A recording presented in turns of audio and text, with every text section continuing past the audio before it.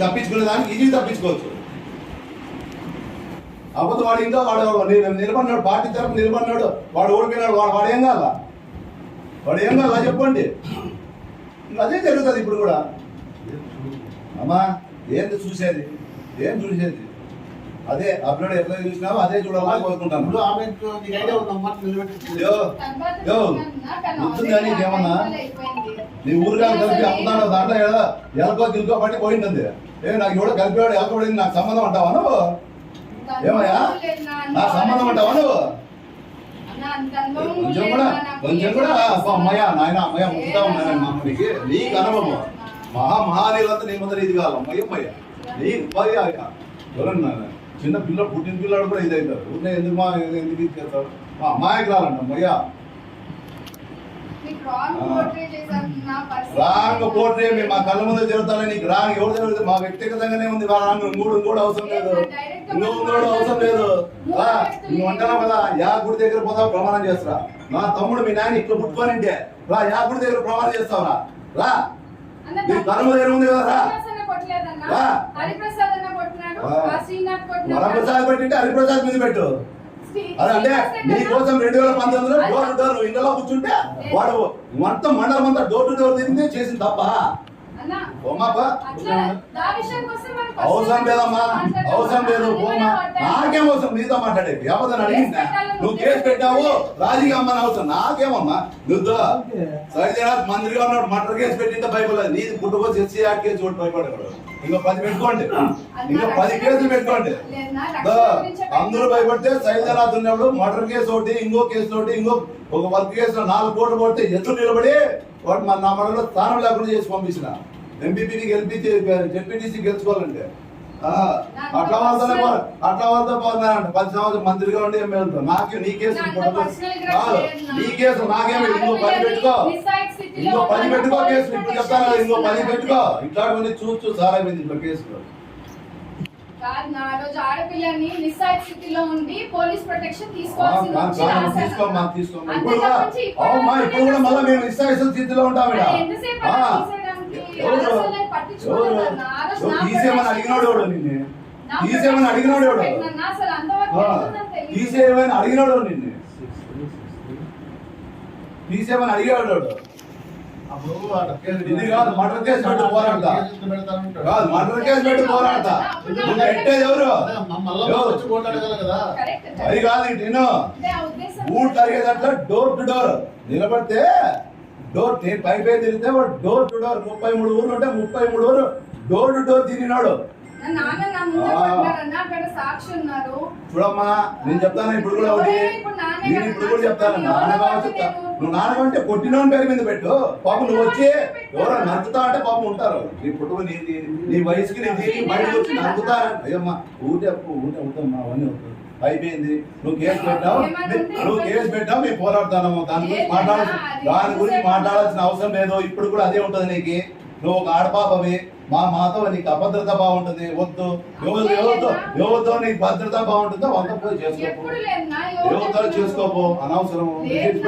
నీకు అభద్రత బాగుంది కదా శ్రీనివాస్ రెడ్డి మీద కేసు పెట్టిండేది. నేను అడుగుతా ఇప్పుడు వీళ్ళకి, నేను కూడా కడుపు అన్నం తింటా, చెప్పేది నువ్వు కడుపుకు అన్నమే తినేది, నేను వేరేది ఏం తినను. కాబట్టి జనంలో పోతే నేను ఓటు అడిగితే సిగ్గు లేదని నా కొడుకు నీ తమ్ముడిని కేసు పెట్టాను. నీకు కొంచెం జ్ఞానం ఉందేనా? నువ్వు మళ్ళీ ఓటు అడిగి వచ్చేమంటావు. నాకు అవసరం లేదు, నేను చేయను. నేను కూడా మనిషినే. ఏమన్నా ఆ రక్తం పట్టుకుని తమ్ముడి మీద కేసు పెడితే మీకోసం నాకేం అవసరం? హిందువులు తిరిగి ఓటేమని అడిగే నాకేం అవసరమా? నాకేం అవసరమా? చెప్పు సమాధానం అన్నా. నీ తమ్ముడి మీద కేసు పెడితే నువ్వు ఉంటావా? నువ్వు చేస్తావా?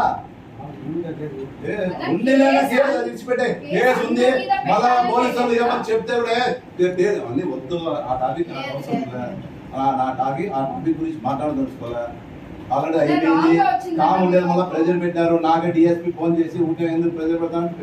నేను అబద్ధాన్ని నేను అడిగినా తీసేయమని, నేను అబద్ధమని వాళ్ళు అడిగినా పోలీసు వాళ్ళని పెట్టా బుక్ చేసి కోర్టు పెట్టేసి అని చెప్పి కోర్టు పెట్టారు. కోర్టు తిరుగుతాను. దాని గురించి ఇచ్చిపెట్టాయి. నేను మంచిగా అమ్మా నువ్వు పెట్టిన కేసు నీ వెనకలు వచ్చి నేను నువ్వు మాట్లాడుకోమా ఇంకోటి పెట్టుకోపో. లేదు, నా ఇంకోటి పెట్టుకో, అది భయపడేవాడు నా ఈడ. లక్ష్యం పెట్టానన్నా. ఇంకోటి పెట్టుకున్నాడు. డైరెక్ట్ కంప్లైంట్ ఇచ్చినారా? డైరెక్ట్ కంప్లైంట్ ఇంక మళ్ళీ ఏందన్నా? నేను డైరెక్ట్ ఏం పేరు? టికెట్ వచ్చిన ఏం పేరు? ఏం పేరు? కాదన్నా, టికెట్ వచ్చిన ఏం పేరు? ఏం పేరు అన్నా? ఇన్సూరెంట్ అన్నా? అదే మీకేం లాయరే కదా మీరు కూడా ఆ కంప్లైంట్ చూసి ఆ ఇన్సిడెంట్ జరిగిన సమయంలో పెట్టాలా నీకు పోలీసు ఎఫ్ఐఆర్ వాలంటీర్స్ ఎఫ్ఐఆర్ పెట్టాలా నీకు చెప్పు అంటున్నా. అరే ఏం జరుగుతా? పోలీస్ ఆధ్వర్యంలోనే జరిగింది అది. అక్కడ స్టేషన్ పోలీసు వాళ్ళకి తెలుసు, డిఎస్పీ తెలుసు, నువ్వు ఫ్రాడ్ కేసు పెట్టాలా అని అవన్నీ అన్ని అందరికీ తెలుసు. ఏసీడీ నా తమ్ముడు పేరు పెట్టినారన్నది వాళ్ళు వాస్తవమా నేను చెప్తారా? వాస్తవమేమన్నా?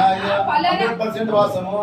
కంప్లైంట్ ఆమె పెట్టిండేది మా వాళ్ళ పేరు మీద పెట్టిండేది తెలియాల్సిందే. అవునమ్మా, అందుకే అయిపోయింది కదా. అవునమ్మా, ఇప్పుడు చెప్పేది నువ్వు లాయరు ఏంటది?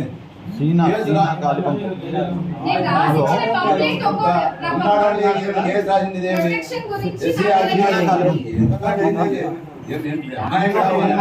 సంవత్సరాల నుంచి రాజకీయాలు ఉంటే ఇట్లా కేసులు ఎన్నో పెట్టినట్టు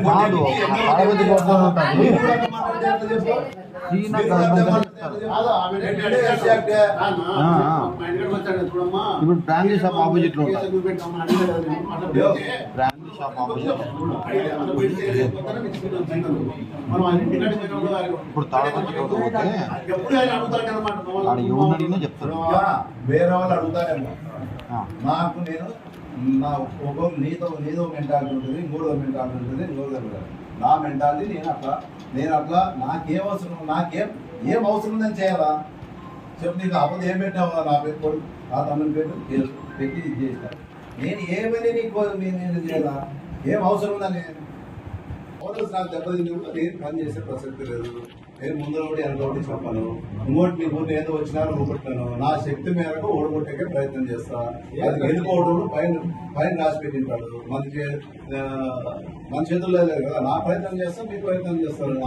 అల్టిమేట్ గా ఒకటే జరిగేది. అది నీకన్నా మంచి జరగచ్చు, నాకన్నా చెడ్డ జరగచ్చు.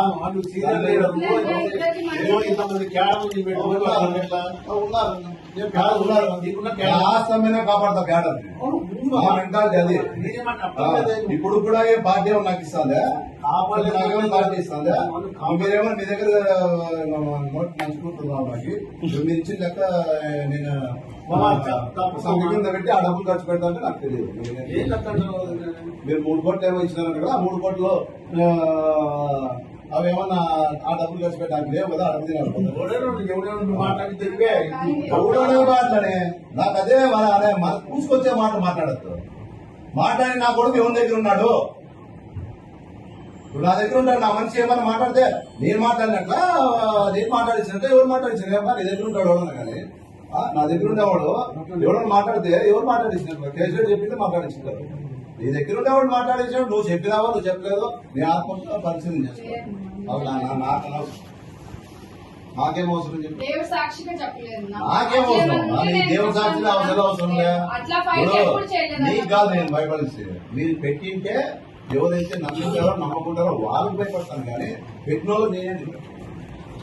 వాడు ఎవడు పెట్టిన వాళ్ళు నమ్మేవాడు నా గురించి ఇట్లా చేసింటాడంటే నమ్ముతాడు, చేయడంటే నమ్మడు. నాదేముంది? నాకేముంది చెప్పడానికి? పైన అల్టిమేట్ గా ప్రతిదానికి భగవంతుడైన వాడు పైన నుంచి చూస్తుంటాడు కదా. పైన భగవంతుడైన వాడు చూస్తుంటాడు. కాబట్టి చెప్పినా కదా అట్లా ఇట్లా మార్పులు అంటే ఆయన రమ్మన్నాడు, ఆయన చెప్పేది వచ్చిన చేయను కదా. నువ్వు ఒకటి పట్టు అవసరం లేదా బాబు? నీకు నీ వ్యక్తిగతంగా వచ్చినప్పుడు నీకు తెలుస్తుంది పట్టు. నేను కొన్ని మాట్లాడుతూ సందర్భం కాదు. ఉంది ఒకటే ఉందని చెప్పింది, నువ్వు చెప్తావా? పట్టు అవన్నీ అవసరం లేదు. మనిషికి ఉండేవాడు నీ మాదిరే నేను నా మాదిరి ఉండవు కదా. నేను కూడా చెప్తాను కదా. నాకు భగవంతుడు ఎంత శక్తి ఇచ్చాడో నా పని ఉంది పక్కన పెట్టి నేను ఏం చేయాలనుకున్నానో అదే చేస్తాను. హాస్పిటల్ ఉన్నాయి కదా, హాస్పిటల్ నేను తప్ప అనుకున్నా. నేను నా శక్తి ఎప్పుడు దగ్గర పోతా, ఎప్పుడు మేము దిగుతాను కదా. ఇప్పుడు అన్నప్పుడు వేరే తినేది అన్ని రికార్డు కూడా పోతావు. ఒకసారి చూడన్నా చేత పట్టుకుని అడుగుతాను.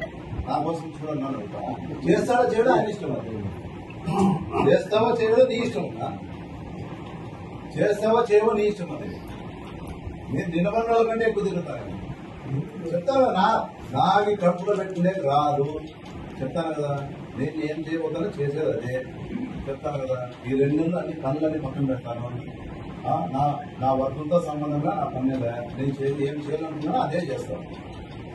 నేను ఆల్రెడీ సార్ కూడా క్లియారిటీగా ఇదే చెప్తున్నాను. నేను సార్కి పిలిచి సార్ నేను చేస్తాను సార్ అని చెప్పిరాను.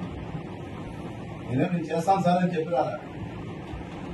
సార్ కూడా నా బాధ ఇది సార్ అని చెప్పి వచ్చినాను. ప్రతిదీ అనుమానం చెప్పొచ్చినాను. నేను చెప్పాల్సింది ఆయనకి చెప్పినాను. అది డెసిషన్ వాళ్ళది.